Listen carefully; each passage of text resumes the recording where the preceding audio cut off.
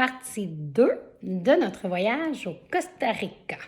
Donc, je t'invite, si tu n'as pas encore écouté la première vidéo que j'ai diffusée hier, à débuter par l'écoute de celle-ci parce que, comme c'est la suite, tu vas pouvoir entendre ce qui s'est passé pendant nos 2 premières semaines à Tamarindo.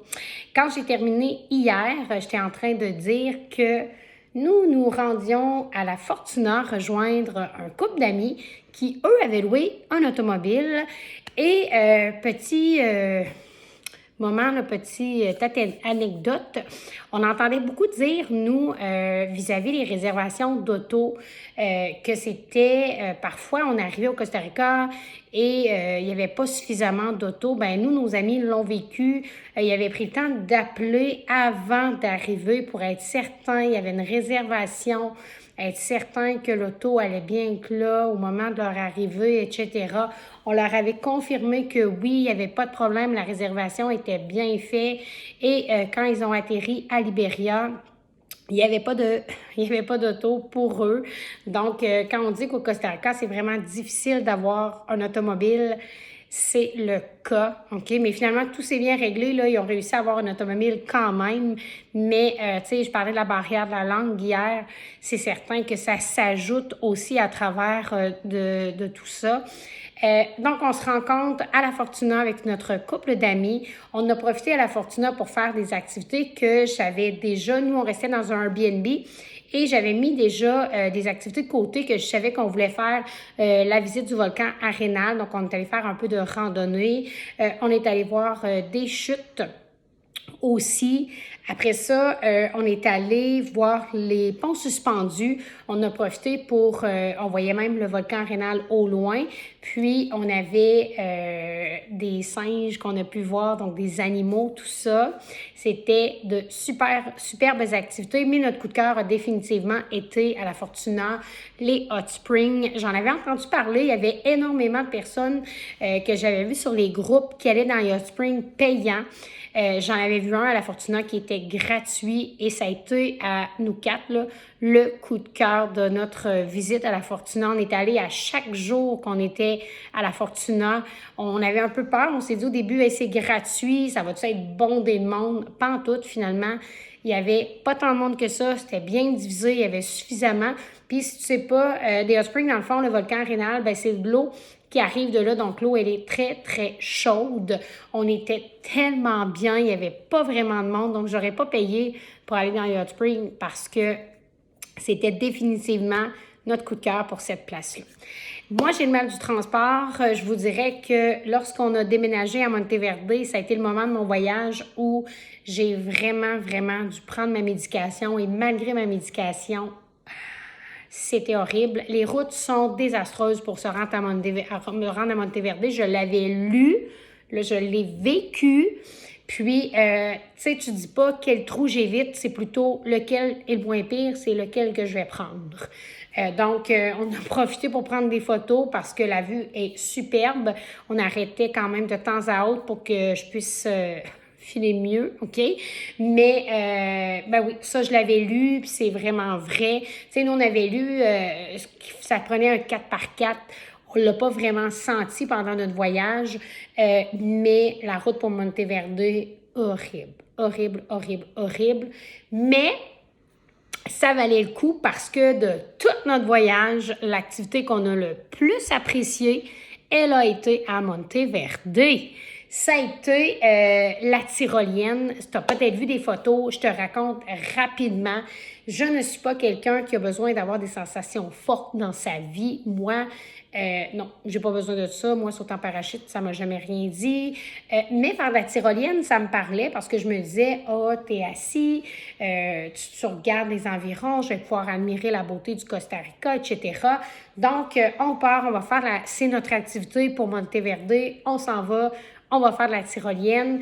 On en fait, c'est la plus longue tyrolienne du Costa Rica, 1,5 km de long. Donc, il y en a plusieurs, on est assis. Il y en a la Superman, Superwoman aussi. Donc, ceux-là, je vous le dis, moi, ça a été mes préférés parce que je regardais en dessous, je me disais, J, t'as pas le temps de te fermer les yeux. Regarde la beauté du paysage, tu survoles la forêt, c'est à couper le souffle. C'était tellement beau. Je regardais puis je me disais, pose ça dans ta tête, là. Tu ne reverras sûrement jamais ça de ta vie. Jamais. C'est impossible. En tout cas. Donc, j'ai pris plein d'images dans ma tête et on a fini notre activité par le saut de Tarzan. On m'a demandé est-ce que tu le referais? Non. Non, je l'ai fait, mais j'ai pas regretté de l'avoir fait. Puis comme j'ai dit à plein de personnes, être allé là, ne pas l'avoir fait, je serais repartie avec des regrets. Là, j'ai sauté, je l'ai fait. Tu sais, moi, je cherche pas ça. Donc, je me suis lancée dans le vide. J'ai fermé les yeux. Est-ce que j'en ai vraiment profité? Non. J'ai été incapable de crier. On est 4 à avoir sauté là, dans notre gang, puis on n'a pas sauté personne de la même façon. Moi, je me suis complètement fermée comme une huître. J'ai fermé mes mains sur la corde. Le gars m'a dit « Go ». J'ai sauté. Je me suis fermé les yeux. Et c'est parti. Donc, j'étais vraiment fière de l'avoir fait, mais toute une expérience. Est-ce que c'était beau? Je ne peux pas le dire, j'avais les yeux fermés. Mais méchante expérience quand même. Donc, Monteverde, coup de cœur pour cette activité-là. Assurément la plus belle pour toute la gang, pour les 4. Des fois, on entend dire, ça vaut-tu la peine d'aller à Monteverde? Oui, ça vaut la peine d'aller à Monteverde, malgré les chemins horribles. D'accord? Par la suite, on part de Monteverde et on se rend à Samara parce que, si vous avez entendu mon histoire, nous, on a fait 2 semaines de plage, mais nos amis, non. Donc, on s'était dit, on va aller à la plage avec eux. J'avais eu que de bons commentaires sur la plage de Samara. Beaucoup plus belle plage à mes yeux que Tamarindo. Beaucoup moins de monde, beaucoup moins touristique, donc de vendeurs de ci, de ça sur la plage, de gens qui viennent nous achaler. À Samara, il n'y en avait pas. L'eau était de toute beauté, beaucoup plus belle aussi. Le seul petit X a été, on a resté à ce moment-là, pas dans un Airbnb, mais dans un hostel. Et c'est là qu'on s'est dit que l'hostel qu'on avait à Tamarindo était vraiment sur la coche. Parce que l'hostel de Samara, c'était coussi-coussa. D'accord? Mais bon, on l'a fait, c'est correct. On a eu quand même du super de beau temps. Ensuite, on a décidé de pas vraiment continuer par la route, mais de prendre le traversier. Le but, c'est de vivre des expériences. Donc, on a pris le traversier. On s'est rendu à Miramar. Et là, si tu m'as suivi, tu as peut-être vu des photos d'un magnifique coucher de soleil. On avait l'impression d'être seul au monde à Miramar, en plein milieu de la forêt, de toute beauté. Je pense qu'on est allé là un petit peu pour, oui, la beauté du paysage. On n'avait aucune activité qui était cédulée. On est allé pour se ressourcer, en profiter, juste vivre le moment présent. Et c'est là que on a commencé, moi, mon conjoint, à se dire, OK, ça va être quoi la suite de notre voyage? Parce que on voyait notre couple d'amis qui allait bientôt partir. Et là, on se disait, OK, eux, ils partent avec leur, tu sais, on n'aura plus d'auto. Alors, on se disait, nous, il nous reste 3 semaines au plan initial au Costa Rica. Qu'est-ce qu'on fait pour ces 3 semaines-là? On ne pouvait pas louer d'auto. On s'est dit, est-ce qu'on va à un endroit spécifique pour 3 semaines? On avait passé 2 semaines à Tamarindo, puis on avait trouvé ça quand même assez long au même endroit. Fait que là, on ne se voyait pas 3 semaines au même endroit. Pour moi, utiliser le transport en commun, il y en a qui m'en avaient parlé, que mon mal de transport, c'est très difficile. Donc là, on était un petit peu comme dans un impasse parce qu'on ne savait pas qu'est-ce qu'on allait faire pendant 3 semaines au Costa Rica. Pas qu'on ne savait pas qu'est-ce qu'on allait faire comme activité. Il y avait plein d'endroits qu'on n'avait pas encore visités au Costa Rica. C'est juste que pas d'auto. On ne voyait pas. Ça allait être hyper dispendieux de se promener pendant 3 semaines puis rester 3 semaines au même endroit. Puis on s'est aussi rendu compte, on va se dire la vérité, on se dit les vraies choses, que j'ai passé 2 agréables. Puis tu sais, Je sais que Marcel serait d'accord avec moi pour le dire. J'ai passé 2 agréables semaines avec Marcel, les 2 premières, mais on s'est rendu compte qu'on est des gens qui aiment voir du monde et que de vivre ce voyage-là ensemble au départ, c'était merveilleux. Mais on a été tellement contents quand nos amis sont arrivés, se sont joints à nous. Donc là, on avait l'impression encore de perdre un peu tous ces repères-là. Puis on va être franc, mon chum trouvait ça un peu difficile, la culture du Costa Rica, puis tout ça. Puis pour lui, c'était plus difficile parce que c'est vraiment, on se sent complètement déraciné, là. C'est vraiment un monde à part, c'est complètement différent. Donc là, on s'est dit, rendu à Miramar, OK, il faut qu'on prenne une décision. Qu'est-ce qu'on fait?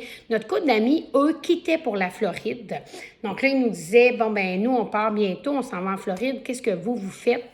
Et là, j'ai dit, ben je le dis souvent, moi, je suis une fille de feeling, une fille qui saisit les opportunités, puis moi, je suis bien pas mal partout.